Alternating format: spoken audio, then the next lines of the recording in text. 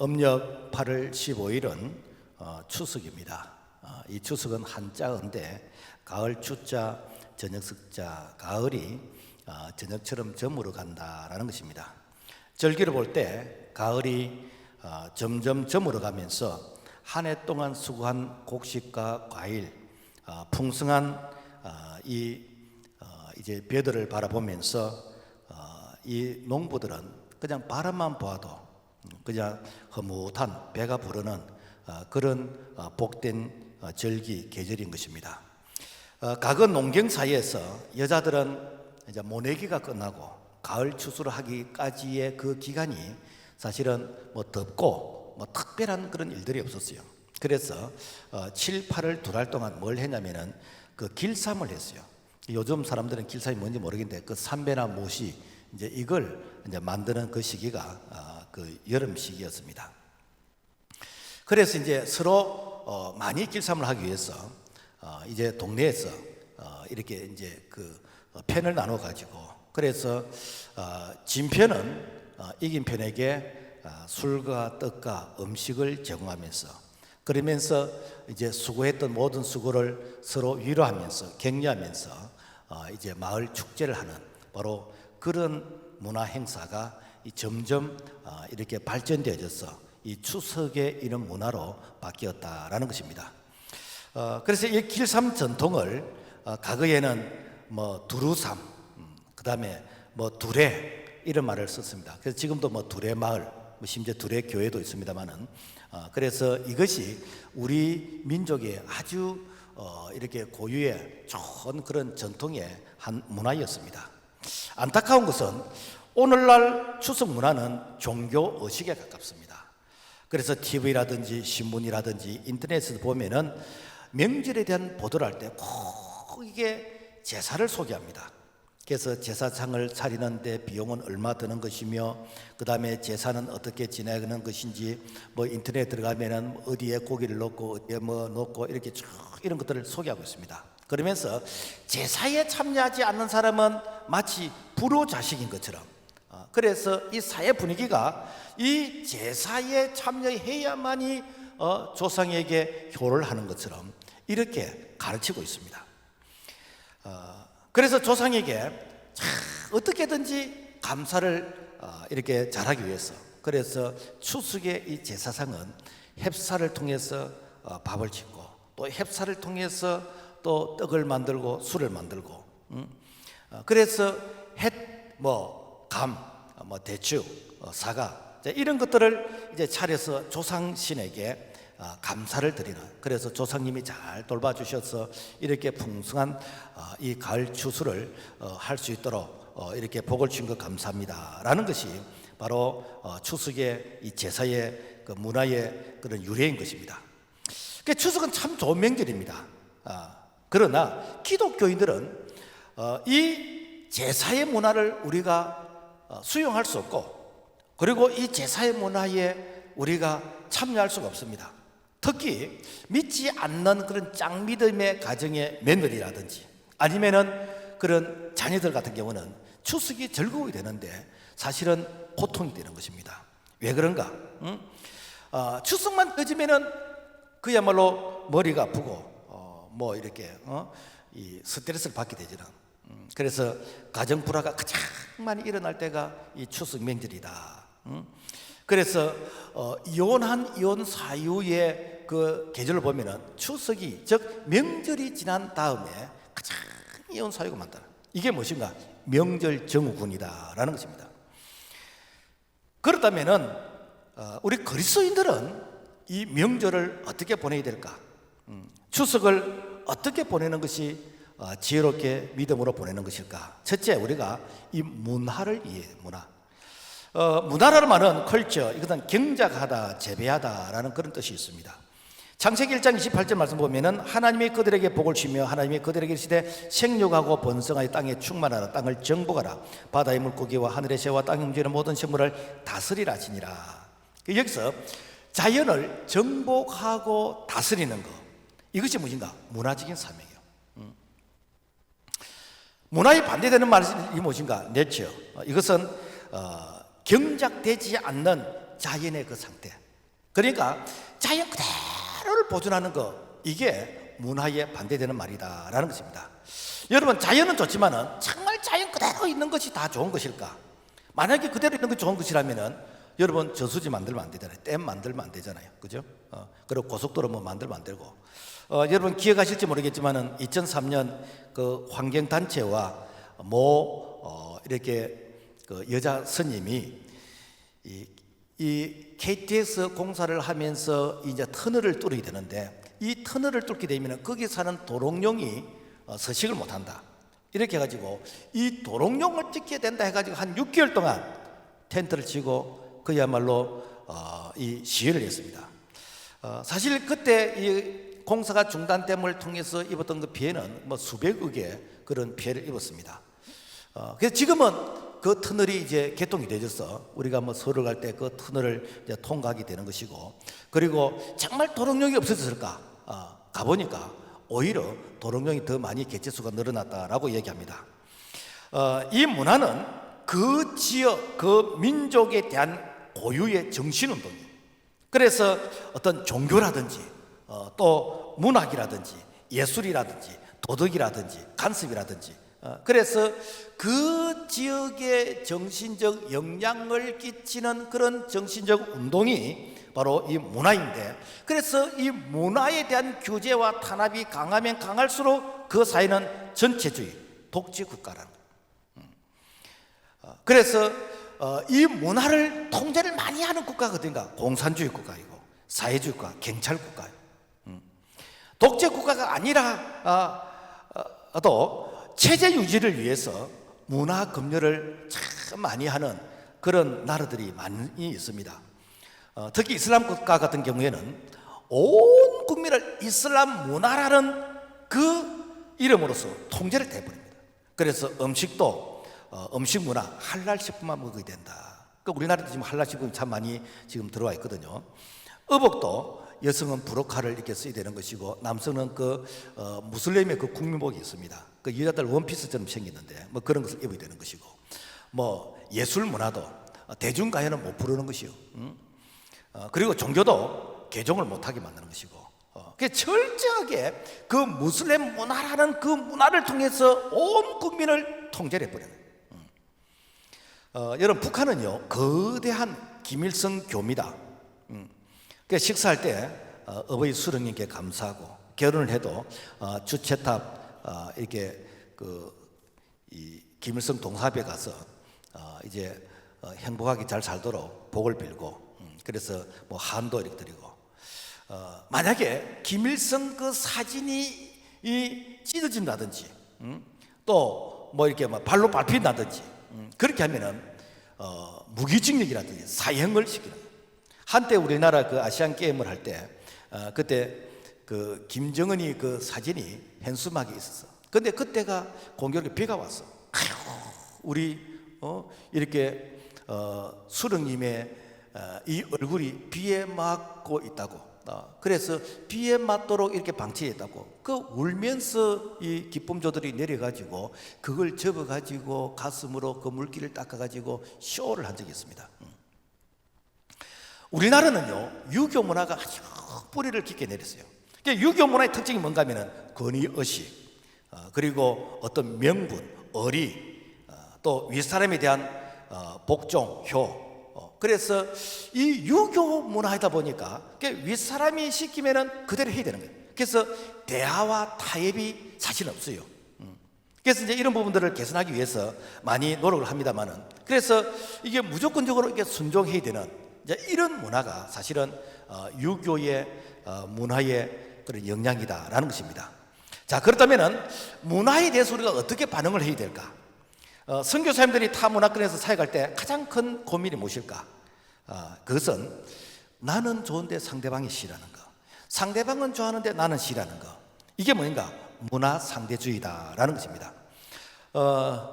뭐 그렇게 오래된 일은 아닌데 미국 그 올림픽을 할 때 북한 이렇게 대표단들이 미국에 가서 아이들을 이쁘다고 이렇게 머리를 쓰다듬어 줬어. 그 이제 이 서양 아이들은 어릴 때 꼭 인형 같아요. 그래서 이쁘다고 머리를 쓰다듬어 줬어. 근데 이것이 성추행으로 고발을 당했습니다. 우리나라에서는 이쁘던 아이들 지금 머리 쓰다듬어 주고 칭찬해 주고, 목사님 우리 아이 머리 한번 쓰다듬어 주세요. 그런데 이게 이 서방에서는 어떤가, 이게 성추행으로 오해를 받게 되는 것입니다.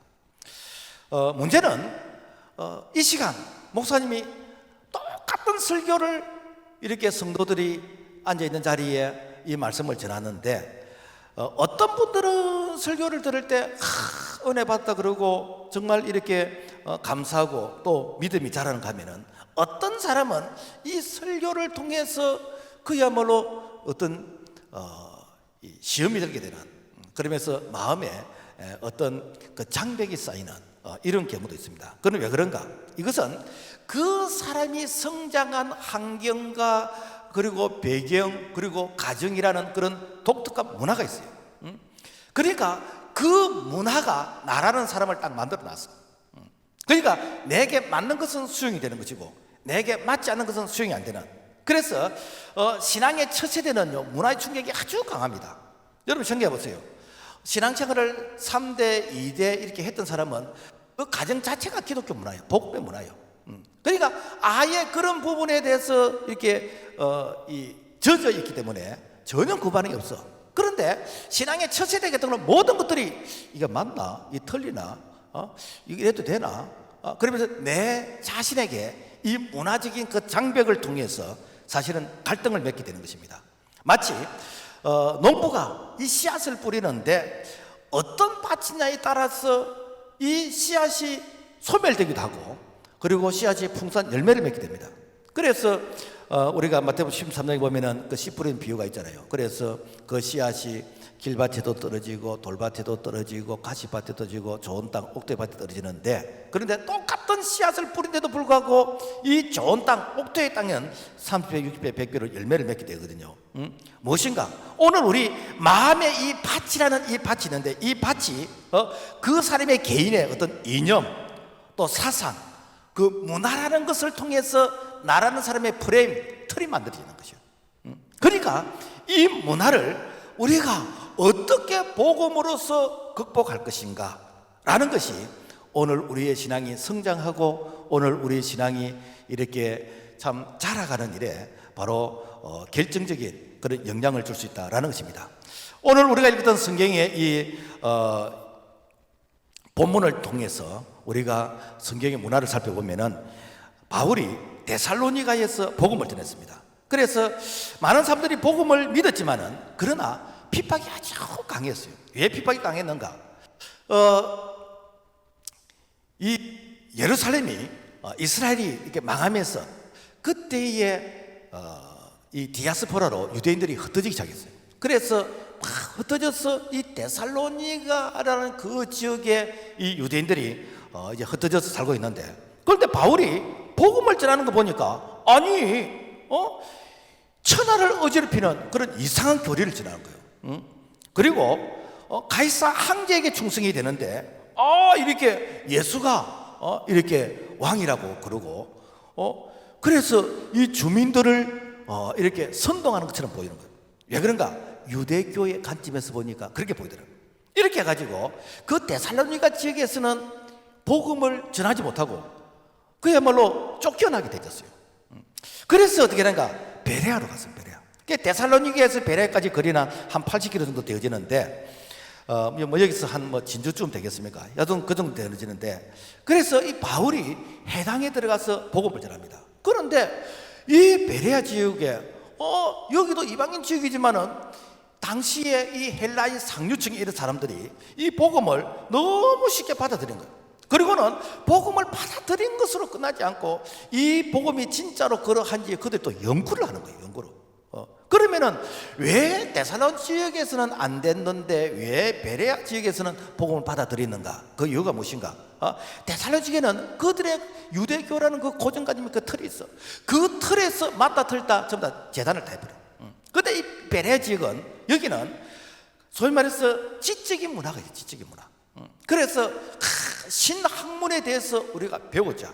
그리고 그 신학문에 대해서, 그 종교에 대해서 그러한지 우리가 연구를 하자. 이게 뭔가 그들의 지적 문화는 거예요. 지금 말하면은 오늘 그 지적 그런 욕구가 강한 사람들, 이런 사람들은요 막 배우려고 애를 씁니다. 그냥 뭐 교회만 다니는 게 아니고 뭐 성경 이렇게 공부도 하고 큐티도 하게 되는 것이고, 그리고 이 말씀에 대해서 목사님이 설교했던 걸 다시 유튜브에 들어가서 다시 이렇게 재방송으로 듣게 되는 것이고, 왜 이걸 내 거로 만들기 위해서. 사람이요 똑같은 내용을 한 7번 내지 8번 들으면은 자기 언어가 된대요. 이게 무엇인가? 바로 이 헬라인들의 그런 지적인 문화이다. 그러니까 되는가? 이 베레아가 이제 지역이 교회가 부흥을 하게 됐어요. 그런데 이 베레아 지역에서 교회가 부흥을 한다는 이 소식을 이 데살로니가에 있는 유대인들이 들었어요. 씩씩거리면서 이 베레아까지 와가지고 이 복음 전하는 이 바울을 방해를 하는 것이요. 그래서 이 바울이 도망을 갑니다. 이번에 좀 멀리 도망을 갑니다. 어디? 아덴이 아테네인데, 그래서 아테네까지, 그러니까 한 320km 정도 되지는, 뭐 요산 대전 정도 되겠습니까? 그래서 멀리 이제 도망을 가게 되지는데, 그 베레아 지역에서 이렇게 예수를 믿는 사람도 있지만은 대부분 사람들이 이 복음을 이렇게 조롱하게 되지는, 비웃게 되어지는, 핍박이라기보다는 이 복음에 대해서 뭐 시시하게 뭐 이렇게 생각하는 거죠. 그게 왜 그럴까? 사도행전 17장 22절의 말씀 보면은 아덴 사람들아 너희를 보니 범사에 종교심이 많도다. 내가 두루다니며 너희가 알지 못하는 신에게라고 새겨진 단도 보았으니, 뭔가 하면은 이 아테네 사람들의 문화를 보면 그들의 범사에 종교심이 많다는 거예요. 종교심 많고 또 알지 못하는 그런 신에게 제사를 지내는 그런 신전, 제단도 많이 있었다라는 것입니다. 여기서 종교심이라는 뜻은 뭔가 하면 이거는 귀신을 두려워하며 섬기는 자, 이게 이제 종교심이에요. 이 말씀의 문화적인 배경을 살펴보면은 주전 한 6세기경 그 아레오파고의 큰 질병, 이게 전염병 같은 그런 질병이 한 번 있었어요. 그때에 이 구레네인 에피파네스가 그 질병으로부터 백성들을 많이 구원을 했어. 지금 말하면 백신 같은 이런 게 있어가지고, 그래서 이 질병으로부터 이제 그 시민들이 많이 이제 치료를 받게 되는 그런 일이 있었습니다. 그때에 그들이 아는 신에게 감사의 제사를 드렸어. 그런데 혹시 모르는 신이 노여워해가지고, 그래서 우리에게 전염병 같은 이런 재앙을 주면 안 되기 때문에, 그래서 알지 못하는 신, 우리가 미처 알지 못하는 그런 신들이 있을 것인데 그런 신들에게도 우리가 제사를 지내자라고 해서 이 파르테논 신전, 그러니까 여신 신전이죠. 우리가 인터넷 들어가면 뭐 이런 이제 신전이 아직도 지금 남아 있습니다. 그래서 그 신전에서 이제 제사를 지냈는데 그들이 알지 못하는 신이라고 하는 그 신이 3만 개가 넘는다. 그러니까 이 아테네는 그냥 우상의 도시. 자, 그러니까 그들이 복음을 접했을 때 하나님이라는 분은 그들에게 3만 개 신 중에서 더하기 하나를 더한 거예요. 그러니까 하나님은 3만 하나의 또 그들에게 신이 된다는 것이죠. 사실 이런 현상이 선교 현장에 가면은 참 많이 있습니다. 그래서 선교사님들이 이제 복음을 전하고, 여러분 예수님 영접할 사람 손 들어보세요, 예수 믿을 사람 손 들어보세요 하면은 대부분 사람 손을 다 들은 거예요. 그러면 그 중에서 진짜 예수님을 나의 구원자로 영접하는 사람도 있고, 그런데 대부분 사람은 어떤 사람이냐면은 내가 믿는 신에다가 하나 더 더하기라는 거예요. 그러면은 많은 신을 섬기면 섬길수록 내가 이렇게 보호를 받는 것이고 내가 복을 받는다. 그래서 예를 들어서 목신이 나를 못 도와주면은 용왕신이 도와줄 것이고, 용왕신이 못 도와주면은 하늘의 일성신이 도와줄 것이고, 하늘 일성이 못 도와주면은 예수신이 도와줄 것이고, 그런 이런 어떤 마인드에서 이렇게 복음을 받아들이는 것이에요. 그래서 인도에는 신이 3만 개가 넘는다는 거예요. 왜 그런가? 그들의 문화 자체가 윤회 사상이에요. 그러니까 사람이 죽으면 그 다음에 환생을 하는데 그 환생이 뭐 바퀴벌레도 될 수 있는 것이고, 쥐도 될 수 있는 것이고, 뭐 고양이도 될 수 있는 것이고, 심지어 뭐 깨미도 될 수 있는 것이고, 벼룩도 될 수 있는 것이고. 그러니까 그들의 문화가 무엇인가? 모든 게 다 범신론, 그 신이다라는 것이죠. 일본에도 뭐 자연의 재해가 많고 뭐 지진이나 쓰나미가 많고 이렇게 하니까 가능한 많은 신을 섬기면 우리에게 유익하다라고 해서 공적으로 일본에는 신이 800만 개가 넘는다.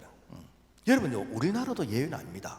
우리나라도 여러분요, 죽은 영혼을 달래야 된다 해가지고, 그래서 뭐 살풀이 굿도 하고, 그 다음에 마을 입구에 가면은 이렇게 장성을 씌워놓고, 그 다음에 과거에는 부모님이 돌아가시고 하면은 그 무덤 옆에 조그마한 가거물을 이렇게 만들어 놓고 거기서 숙식을 했어요. 3년 동안. 그 3년 끝나면 어떻게 되는가?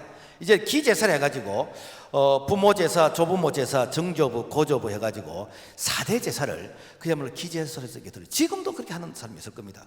그러면 그 기제사가 끝나면 어떻게 되는가? 그 다음 이제 제사는 묘제라 해가지고 5대조 이상이 되는 사람. 그러니까 사실 여러분 생각해보세요. 지금 뭐 이렇게 그 손주들이나 자녀들이 뭐 3대, 4대, 5대 누군지 알게 뭡니까? 그리고 그 이상의 조상이 누군지 알게 뭡니까? 그래서 알지 못하는 조상에게 이렇게 제사를 지내기 위해서, 그래서 대량가 묘제라 해가지고 이렇게 1년에 한 번 또 이렇게 제사를 지내고 이렇게 합니다. 여러분, 헬라인들이 알지 못하는 신을 섬기는 것이나 오늘 우리가 알지 못하는 조상에게 제사를 지내는 거랑 뭐가 다릅니까? 그래서 여러분요, 전국에 목사님들의 숫자가 한 10만 명 정도 된대요. 그런데 우리나라 이렇게 무당의 숫자가요 50만 명이 넘습니다. 아무리 경기가 어려워도 무당은요 그야말로 호황을 누립니다. 그래서 오죽 했으면 무당들이 우리가 세금 낼 테니까 우리를 합법화 시켜달라고 한번 데모한 적도 있습니다.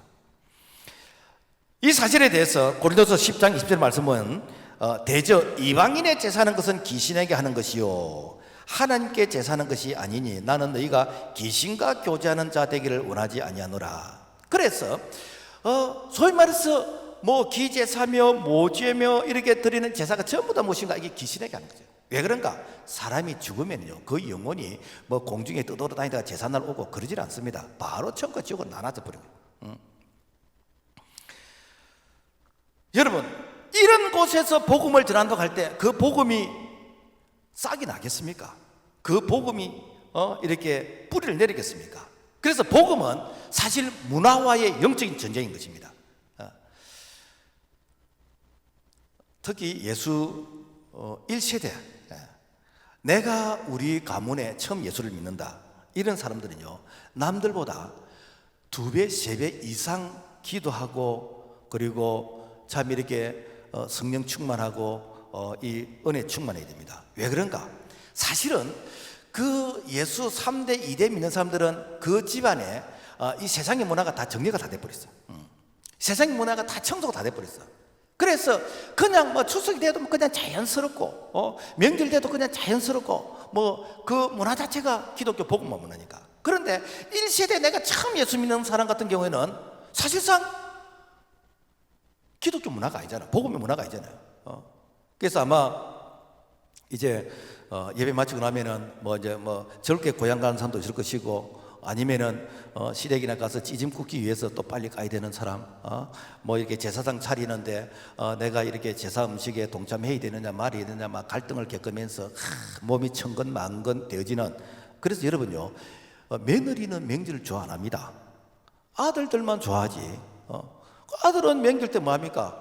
뭐 이렇게 방에서 뭐 앞뒤로 엑스레이만 찍고 뭐 그것도 손 움직이기 싫어가지고 발가락 가지고 뭐 리모컨 이렇게 조절해가면서 며느리는 새끼 이렇게 밥에서 갖다 받쳐야 되고. 며느리는요 이 시댁 빨리 가는 거 절대 좋아하지 않습니다. 이 남자들이 눈치가 없어가지고 예배 마치고 빨리 가자, 새벽기도 마치고 가자 뭐 그렇게 하는데. 그래서 여러분요, 내가 1세대 예수 믿는 사람들은 남들처럼 하면 안 돼. 왜 1세대가 신앙의 꽃을 못 피우는가? 이거는 영적으로 눌리기 때문에, 그러니까 타락한 그 문화에 눌리기 때문에. 그래서 적어도 내가 이 타락한 이 문화를 극복하기 위해서는 2배, 3배 이상이 돼. 남들처럼 하면요 남들보다 떨어져 버립니다. 그리고 내가 신앙생활을 대충 해버리면요 이거는 그야말로 이 세상의 타락한 문화에 완전히 사로잡혀 가지고 길을 못 펴게 되는 거죠. 그러니까 어떻게 됩니까? 박쥐처럼 되는 것이죠. 교회에 오면은 이렇게 직분자로 선거 생활하는데 내가 집에 가면은 예수 안 믿는 것처럼 그러니까 그야말로 세상의 타락한 문화에 내가 이게 눌리게 되는 거, 끌려다닌다라는 것입니다. 자, 그래서 이 아테네는 우상 숭배뿐만 아니라 철학과 문화, 예술의 그런 중심지로서 이 소크라테스와 이 플라톤의 이게 고향인, 그래서 아리스토텔레스, 당시 스토아학파, 이런 아주 대단한 철학가들의 그런 무대가 바로 아테네였습니다. 그래서 이 아테네는 지적 수준이 아주 높은, 그냥 뭐 단순하게 우리가 막 대학 났다 그런 수준이 아니고 아주 유명한 철학가들이 있는 그런 동네인 것입니다. 그러니까 거기에서 바울이 복음을 전해야 되는 거예요. 그러니까 그런 곳에서는 뭐 예수 전당 불신지요 이렇게 해가지고는 그들에게 먹혀들지 않는 거예요. 그래서 참 바울이 대단한 것은, 이 바울인 그들의 눈높이를 맞추는 것이요. 그래서 고린도서 9장 20절 말씀 보면은 유대인들에게 내가 유대인과 같이, 또 율법 아래 있는 자들에게는 내가 율법 아래 있는 자 같이 아무쪼록 몇 사람이도 구원하고 담이라. 그래서 바울은요 당시에 대단한 학자였고 그야말로 대단한 사람이었거든. 그러니까 그들 눈높이를 맞추는 거예요. 당신들 많이 배웠다고 나도 당신들하고 내가 논쟁할 수 있어 라고 하면서 그야말로 복음을 변증하게 되지는, 사실 이 로마서가 뭡니까? 교리서가 이 바울이 그런 배경을 두고 이렇게 기록한 것이거든요. 그래서 이 바울이 그들의 그 학식을 자랑하는 그 콧대 높은 그들에게 이 복음으로 밀리질 않는 거라. 그런데 바울이 아무리 자기가 지적인 수준으로서 복음을 전하는데 그들에게 변화가 아니라는 거라. 그래서 바울이 깨달은 것입니다. 이 복음은 지식에 자랑하는 것이 아니다. 말 잘하는 설득력을 통해서 그 사람이 변화되는 것이 아니다 라는 것을 깨닫게 되었어요. 그래서 고린도서 2장 4절의 말씀 보면은 내 말과 내 전도함이 설득력 있는 지혜와 말로 하지 않냐고, 다만 성령의 나타나심과 능력으로 하여 너희 믿음이 하나님의 능력에 있게 하려 하였노라. 무엇인가? 바울이 이 영적인 비밀을 깨달았어요. 복음은 성령이 역사해야 되는 것이지 내가 말 잘한다고 해서 그 사람이 변화되는 것이 아니다. 여러분, 그래요. 사람의 변화는 내가 그 사람을 변화시키는 게 아닙니다. 성령이 그 사람을 변화시키는 것이에요. 그래서 이 아테네 같은 이런 곳, 이 핍박이 강하고 이 복음을 조롱하고 지적 수준이 높고 우상 숭배가 많은 이런 곳에는 강력한 성령의 역사가 있어요. 그러니까 이 추석 명절을 통해서 우리 집안에 그야말로 참 복음을 얘기하면은 완전히 바늘구멍 하나 들어갈 틈이 없는 이런 거 포기하지 말고, 내가 적어도 한 달 전부터, 한 달이 아니면은 내가 몇 주 전부터 내가 금식하면서 기도하고, 내가 직장 마치고 교회 와서 내가 이렇게 기도하고, 그러면서 내가 성령 충만하게 되어지면은 어떻게 하는가? 하나님께서 그들을 변화시키든지, 내가 감당할 수 없으면은 하나님께서 그 자리를 피할 수 있도록 피할 길을 주시든지 성령의 역사가 일어난 줄로 믿습니다. 우리 교회에 평생을 절에서 이렇게 절에서도 좀 이렇게 지도자 역할을 하는, 우리를 치면은 셀 리더나 이렇게 50부장이나 집사님 같이, 그런데 그보다도 더 어떤 높은 수준에서 이 절에서 활동을 하던 분이 낮게 예수님을 믿게 됐어요. 신방도 이렇게 다녀왔는데, 그런데 늦게 예수님을 믿었는데 그 집에 있는 모든 제기 그릇, 집에 있는 모든 절의 그런 어떤 이렇게 달마라든지 이런 것들, 이걸 전부 다 버리다. 여러분, 그거 쉬운 거 아닙니다. 그거 쉬운 거 아니에요. 그 어떻게 가능했는가? 그분을 위해서 얼마나 오랫동안 기도를 했는지, 주변에서 기도했는지. 그러니까 되는가? 성령의 역사가 일어나는 것이요. 그 일천번제도 지금 하고 있어요. 여러분, 이게요 내 의지로서 되는 게 아닙니다. 왜 그런가? 세상의 타락한 문화에 눌리게 되지면은, 내가 이거 닮아 이 그림 버리면은 그 신이 나를 갖다가 해코지할 것인데, 이 제기 그릇 이거 버리면은 이렇게 무슨 신이 우리 가정에 이렇게 우환이 들게 할 것인데, 이런 두려움에 눌리기 때문에 그거 함부로 못 버리는 거예요. 보통 이제 가면 이제 목사님들이 이제 그런 신주 단일 이런 걸 이제 다 정리하고 이제 그렇게 하고 부적되고 그렇게 하잖아요. 여러분요, 오늘 내가 이 세상의 문화에 눌린다. 영적 싸움인 것입니다. 이 영적 싸움에서요, 내가 이기면은 자연스럽게 복음화가 되는 것이고, 내가 눌리게 되어지면 되는가? 내가 박쥐처럼 숨어서 참 이렇게 교회에서는 이렇게 교인이고 내가 세상에 가면은 이렇게 세상 사람들인 것처럼 이런 이중적인 신앙생활을 할 수 있다라는 것입니다. 자, 그렇다면은 이 문화를 통한 이 복음을 우리가 어떻게 지혜롭게 이렇게 활용하고 극복해야 되는가?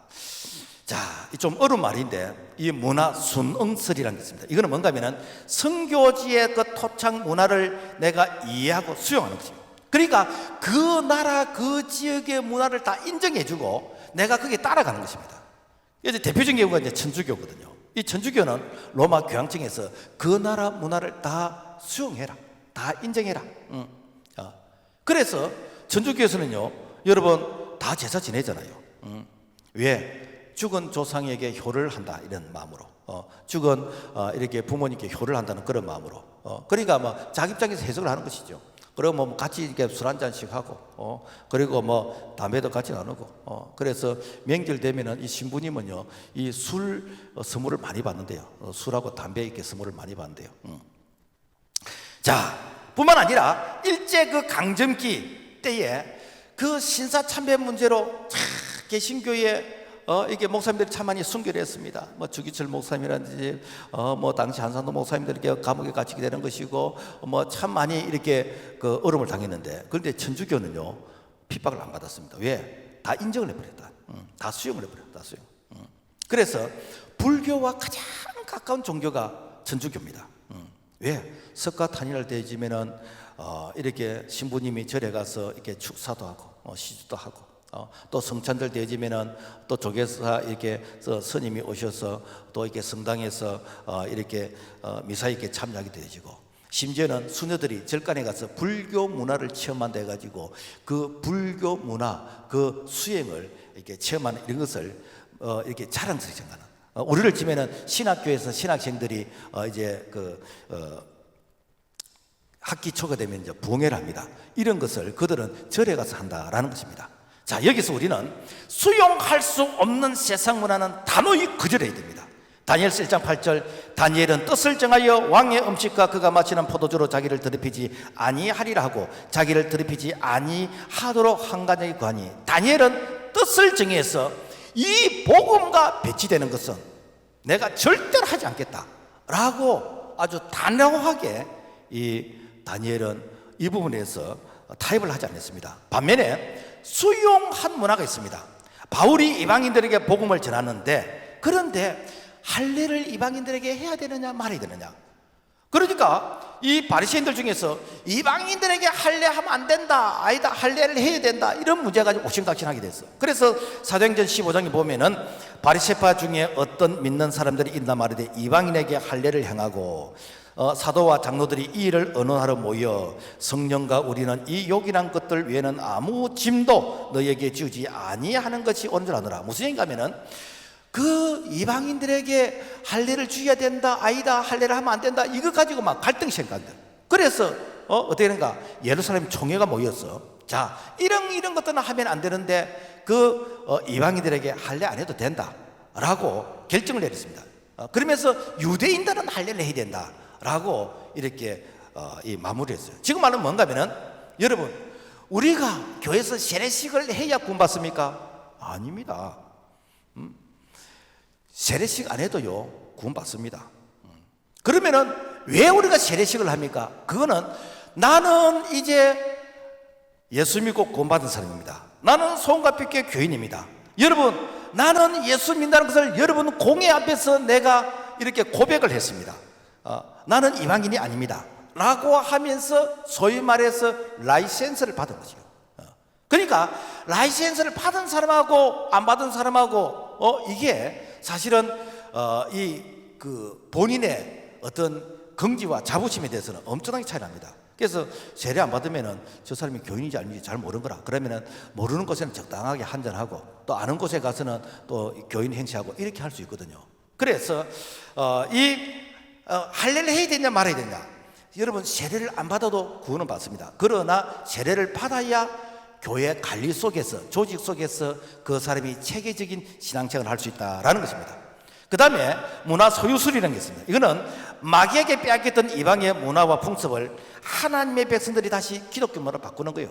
무슨 얘기냐면은 아담과 하와가 원래 에덴 동산에서 하나님의 그 문화권에서 살았는데 범죄하고 타락함으로 말미암아 이 세상 문화로 바뀌어버렸어. 그래서 이 악한 마귀들이 세상 문화를 이렇게 점령해가지고 그래서 음란과 술과 이렇게 대패 이런 문화로 이렇게 바뀌어버렸어. 자, 그래서 이것을 복음이 들어가면 이걸 전부 다 기독교 문화로 다 바꿔야 된다. 그런 사고라는 거죠. 그래서 고린도서 10장 5절의 말씀 보면은 하나님 아는 것을 대적하여 높아진 것을 다 무너뜨리고 모든 생각을 사로잡아 그리스도에게 복종하게 하니. 그러니까 복음이 들어가면은 제사 인정하지 말고 다 추도 예배를 바꾸고 기독교 문화를 바꿔야 된다라는 이제 이런 주장입니다. 자, 문제는 뭔가 하면은 우리가 구약 성경에 보면은 뭐 요시아의 종교 계획이라든지 이런 것들은 정말 대단하게 했습니다. 그래서 그 아세라 상이라든지 뭐 이렇게 신전을 이렇게 때리 부수고 그 다음에 우상을 이렇게 갈아 가지고 가루를 뿌리고 완전히 흔적을 없애버리는 그런 일들을 했습니다. 그런데 이게 부작용이 많이 나요. 이 부작용이 엄청납니다. 그래서 오늘날 우리가 그런 마음을 가지고 망치 들고 가서 불상을 이렇게 깨버리고 망치 들고 가서 이 우상을 갖다가 완전히 이렇게 박살내버리고 이렇게 하면 되는가? 엄청난 사회 혼란이 일어나게 됩니다. 제가 아는 어떤 한 권사님은 이분이 은혜 받고 막 성령 충만해가지고 물론 이제 젊을 때지, 이제 젊은 집사일 때인데 그래가지고 그 마을에 수호신이 있는데 그 수호신을 섬기는 그 선앙당을 가서 완전 뽀사버렸어요. 그러니까 그것도 여자가 뽀사버렸어요. 마을에서 막 난리가 나다니까 쫓겨나버렸어요. 지금 그 자녀들 신앙생활 참 다 잘합니다. 우리가 가끔 절에서 화재가 나고 이렇게 하면은 이것이 뭐 전기 누진에 의해서 화재인데도 불구하고 혹시 기독교인이 그렇게 하지 않느냐라고 하는 그런 의심의 그런 뉘앙스를 이렇게 풍기는 경우가 덜 있습니다. 왜 그런가? 기독교인들은 우상을 인정하지 않거든요. 그래서 10계명, 1계명, 2계명 말씀 보면은 너는 나 외에는 다른 신들을 내게 두지 말라. 너를 위하여 새긴 우상을 만들지 말고 그것들에게 절하지 말며 그것들을 섬기지 말라. 그래서 말씀대로 한다면은 우상 다 때려 부숴야 됩니다. 그런데 때려 부수는 것만이 최선의 방법이냐? 아닙니다. 방법은 여러 가지가 있습니다. 저 삼랑진 쪽으로 가면은 그 무척산 기도원이라고 아주 이 주변에서는 제일 높은 산입니다. 전에 우리 교회에서 신년도 거기 가서 기도회도 하고 저도 가끔 거기 가서 이제 기도하고 내려오고 그렇게 하는데 원래 그 기도원 자리가 절터였어요. 절 암자가 있었습니다. 지금도 가면은 큰 바위 주춧돌이 있습니다. 그게 거기 있어야 될 이유가 없는데 그런 큰 바위가 있습니다. 거기에 절 암자가 있었는데 그런데 그곳에 아주 참 존경스러운 그런 목사님들이 거기 가서 기도하러 올라가. 늘 기도하러 올라가. 거기 가면 지금도 그 기도굴이 있습니다. 그래서 우리 교단에서 정말 존경하는 한상도 목사님이라든지 그 시대의 주기철 목사님이라든지 이런 훌륭한 분들이 거기 가서 기도하는 거예요. 그러니까 그렇게 동네하고 멀지도 않으면서 동네와 격리되어 있고 그 다음에 기도하기 좋은 그런 장소. 그래서 이제 기도하는데 무슨 기도 했겠습니까? 나라를 위해서 기도하고 교회를 위해서 기도하고 안 했겠습니까? 그러면서 하나님 저 절대에 있는 저 중 예수 믿게 해주시고 하나님의 저 사람들이 하나님을 알지 못해서 저러니까 저들을 구원해달라고 여러분 안 기도했겠습니까? 절이 망해버렸어요. 이 중들이 시주가 돼야 먹고 살 것인데 중들이 배가 고파가지고 목사님들 올라오실 때 음식 가져오면 그거 얻어먹게 되는 거라. 그래서 그런가 이 절 이거 교회에서 사버리세요. 그래가지고 이게 기도원이 되어졌고 지금은 고신대학 영성수련으로 이렇게 바뀌었습니다. 뭔가 복음이 들어가니까 자연적으로 없어져 버린 거예요. 그러니까 오늘날 우리 가정에 이런 타락한 문화가 있다. 내가 전도 안 한 것이요. 내가 기도 안 한 것이요. 내가 성령 충만하지 않은 것이요. 그래서 이 영적 세계는 진자는 이긴 자의 종이 되기 때문에 내가 그야말로 빡세게 기도하고 내가 성령 충만하고 은혜 충만하게 되어지면 어떤 해석인가? 악한 타락한 문화가 없어져 버리는 것입니다. 자동적으로 없어져 버리는 것이죠. 내가 이렇게 적당하게 양다리 걸치고 이렇게 하니까 그야말로 마귀가 간지럽게 생각하고 나를 놀리는 것이죠. 그래서 여러분요, 목사님, 우리 가정은 어쩌고 시끄럽다. 네가 기도하지 않아서 그렇다. 그래서 기도 많이 하고 성령 충만 구하고 그리고 내 힘이 약하면은 이렇게 셀 목원들 이렇게 중보 기도 받고 그러면은 10년 걸릴 게 1년으로 단축되게 되는 것이고. 왜 그런가? 영적 세계는요, 여러분, 이 진자는 이긴 자의 밑에 들어오게 되어 있습니다. 그래서 내가 믿음으로 승리하면은 내 밑에 들어오게 되어 있기 때문에 우리가 믿음으로써 우리가 정말 영적 세계에서 승리할 수 있기를 주님의 이름으로 부탁을 드립니다. 그 다음에 문화 변형설이 있어. 이거는 전통 문화를 파괴시키지 않고서도 기독교 가치관으로서 그들의 풍속과 문화를 변형시키는 거예요. 다른 말로는 우리가 질그릇에 담긴 이 보화는, 금은 바꿀 수가 없지만은 그 보화, 금을 담고 있는 그릇은 수가 있다. 그 그릇은 내가 나무 그릇을 바꾼다든지 아니면은 이렇게 금 그릇을 바꾼다든지 그 그릇을 바꿀 수 있어요. 이게 무엇인가? 계획주의 신앙의 그런 노선이다라는 것입니다. 고린도서 11장의 말씀 보면은 당시 노예나 여자들은 머리에 수건을 쓰는 그런 풍습이 있습니다. 그 바울이 이제 복음을 전하는데 이 헬라인들이, 이방인들이 머리에 이제 수건을 쓰는 이런 부분들을 수건을 쓰지 말라고 해야 되는지 수건을 쓰라고 해야 되는지 이게 이제 갈등이 생기는 거죠. 그래서 어떻게 하는가? 자, 너희들 수건 쓰든지 말든지 너희들이 이 복음은 제대로 들으라 라고 하면서 그들이 수건 쓰는 것을 인정을 해줬어요. 이게 지금 로마 가톨릭 지금 천주교도 지금 수건 쓰고 있거든요. 그래서 그들은 수건 쓰고 이렇게 미사를 드립니다만 우리 개신교에서는 수건 안 써. 근데 수건 쓴 사람들은 그날 머리 안 감은 사람들이야. 머리 안 빗고 온 사람들은 모자 쓰고 수건 쓰고. 그런데 새벽기도 때는 이해를 해줍니다. 왜? 머리 빗고 머리 감고 언제 하겠습니까? 그런데 주일날 이렇게 수건 쓰고 모자 쓰고 있으면 저 사람은 머리 안 감고 왔구나. 그리고 오해를 받기 때문에 그래서 수건을 써도 되는데 안 쓰는 것이 안 좋겠나 싶습니다. 이게 무엇인가? 바로 문화를 이렇게 변형하는 것이요. 아프리카 사람들은 그들의 문화가 무엇인가? 춤과 노래를 좋아해요. 아프리카 사람들은 그야말로 노래만 너무 춤을 추는 것이고. 왜 그들이 춤과 이 노래가 이렇게 많이 발전했냐면은 그들은 부족 간에 이 전쟁을 할 때 이기면은 그 축제가 무엇인가? 그야말로 노래하면서 춤추는 것이요. 그리고 그들의 세계에서 이 구혼, 이렇게 자기를 피하려는 게 무엇인가? 이게 이제 춤과 이게 노래요. 그래서 처녀가 노래를 잘 부르고 춤을 잘 추면은 총각에 이런 관심을 끄게 되는 것이고, 이 총각이 춤을 잘 추고 노래를 잘하면 처녀의 관심을 끄게 되는 것이고, 그게 그들의 문화였어요. 그런데 복음이 들어가면서 이걸 하지 말라고도 할 수 없어. 그래야 되는가? 너희들 교회 와서 찬송 부를 때 너희들 춤추라. 교회 와서 찬송 부를 때 너희들 신나게 춤추라. 그 지금도요, 이 아프리카 사람들 거기는 예배 시간 되면은 우르르 와가지고 꼭 디스코장에 이렇게 노래 놓으면 무대에 나가서 이렇게 춤추듯이 찬송만 놓으면 나서 막 춤추고 그러는 거예요.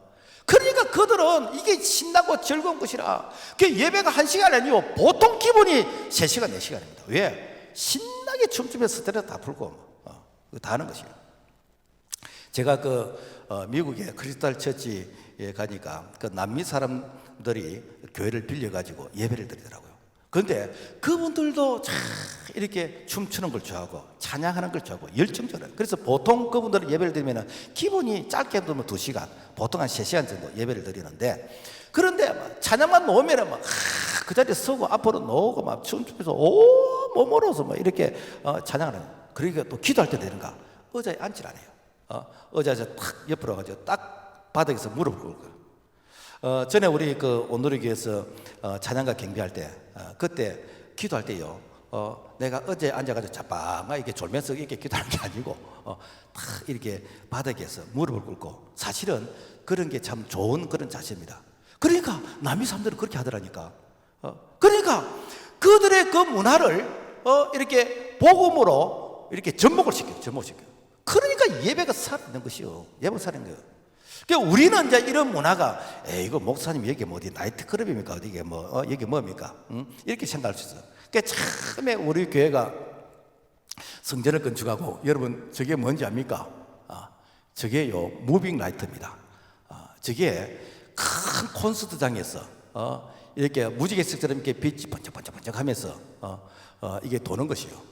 그래서 이걸 이제 처음에 한번 활용을 했어. 우리 중고등부 수련회 때 그 목사님이 또 저런 부분에 관심이 있는 목사님이 있었어. 그래서 학생들 여기 다 오라 해가지고 여기서 막 찬송에다가 디스코 춤을 추는 거예요. 그래서 저걸 비추니까 완전히 막 나이트클럽처럼 되는 거예요. 지금도 할 수 있습니다. 나이트클럽이 되는 거예요. 그런데 어른들이 그 어른들이란 건 이제 연세 드신 목사님 볼 때 박 목사 저건 아닌 것 같다. 저건 아닌 것 같다. 청소년들은 좋아서 죽을라 하더라. 막 좋아서 이렇게 뭐 번쩍번쩍 하는 데서 막 춤추니까 그게 어떤 이 복음성 가수는 완전 막 1m 벌떡벌떡 뛰면서도 이렇게 춤을 추더라고요. 그러니까 너무너무 좋아하는 거예요. 너무 좋아하는 거예요. 그래서 왜 중고등부 학생들이 예배가 이렇게 푹 이렇게 죽어 있을까? 이 무빙 라이트가 없었을 것 같아. 그래서 사실은 이게요 진리는 아니잖아요, 그죠? 이게 방법이니까. 그래서 이런 부분들을 아이들에게 이렇게 좀 동기부여를 해주는 것도 좋겠다. 여러분, 우리가 이게 추도 예배라 그러는데 사실 성경에 추도 예배 없습니다. 성경에 뭐 이렇게 아브라함이 돌아가셨는데 뭐 추도 예배를 드렸다, 뭐 모세가 죽는 그런 거 없습니다. 이 추도 예배는 이것도 무엇인가 하면 이것을 한국의 토착 문화에 이렇게 적응하게 하는 소위서 기독교식으로 바꾼 것이요. 그래서 원래 추도 예배 없어도 됩니다. 왜? 사람이 죽으면 천국과 지옥으로 바로 나눠져 버린 것인데 추도 예배를 드린 데 가지고 그분이 천국에서 복을 받고 안 드린 데 가지고 복을 받고 그게 아니에요. 원래 우리가 장례 문화에서 이렇게 기도하고 이렇게 장례 문화에서 예배 드린 것은 돌아가신 분을 위해서 하는 게 아니에요. 이런 걸 잘 모르는 분들은 하나님 뭐 돌아가신 누구 천국 가게 해주시고 이게 천국에서 하나님 잘 보호해 주십시오. 아니요, 네가 기도 안 해도 이미 죽는 순간 천국 지기로 나눠져 버렸어요. 그럼 뭔가 살아있는 유가족들이 천국을 소망하면서 믿음의 생활을 잘할 수 있도록 그들을 위로하고 격려하는 것이지 돌아간 분을 일으키다는 거예요. 그래서 우리가 이 추도 예배라는 것도 사실은 돌아가신 분을 사는 게 아니고 그 가족들이 예수 잘 믿고 참 천국 갈 수 있는 그런 이렇게 가정 예배. 그래서 이게 추석에 이렇게 예배는 추도 예배가 아니고 가정의 감사 예배. 그래서 감사 예배로 가야 되는 것이 사실은 추도 예배라는 것은 실질적으로 조금 성경의 그 본질하고는 좀 벗어나 있는 부분이다라는 것입니다. 그 다음에 문화 적응설이 있습니다. 이 적응설은 복음은 변하지 않지만은 복음을 전달하는 방법은 바뀌어도 된다라는 것입니다. 요셉이 애굽의 총리가 되었을 때 요셉이 애굽의 문화에 적응한 부분이 있습니다. 그건 무엇인가? 여러분요, 요셉의 애굽식 이름이 뭔지 압니까? 제가 일부 예배 때 이거 알아맞추면 내가 상금 주겠는데 해야 되는데 사람들이 모르더라고요.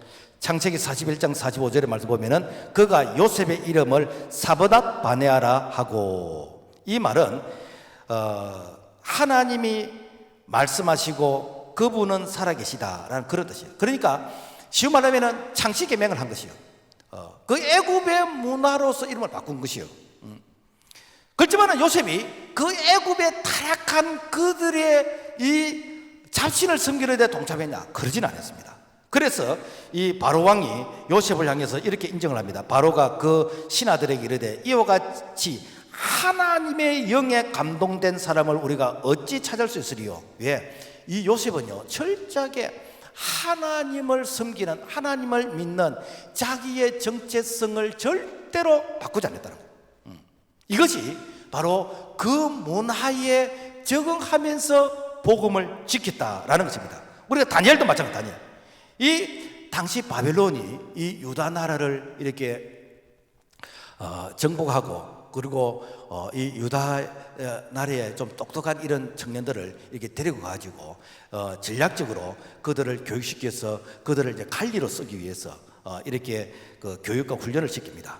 그러면서 되는가? 다니엘과 그 세 친구들 이름을 바꾸게 합니다. 다니엘 7장 7절 환관장이 그들의 이름을 고쳐 다니엘은 벨드사살이라 하고 하나냐는 사드락이라 하고 미사일은 메삭이라 고 아사랴는 아벳느고라 하였더라. 무엇인가? 그 바벨론식으로 이름을 다 바꿨어. 그렇지만은 이 다니엘과 세 친구가 그 바벨론의 신을 섬기냐? 안 섬겼습니다. 그들은 뜻을 정해서 이 하나님 앞에서 절대로 내 자신을 더럽히지 않겠다. 그러면서 이 우상에 들었던 재물을 자기는 절대 먹지 않겠다.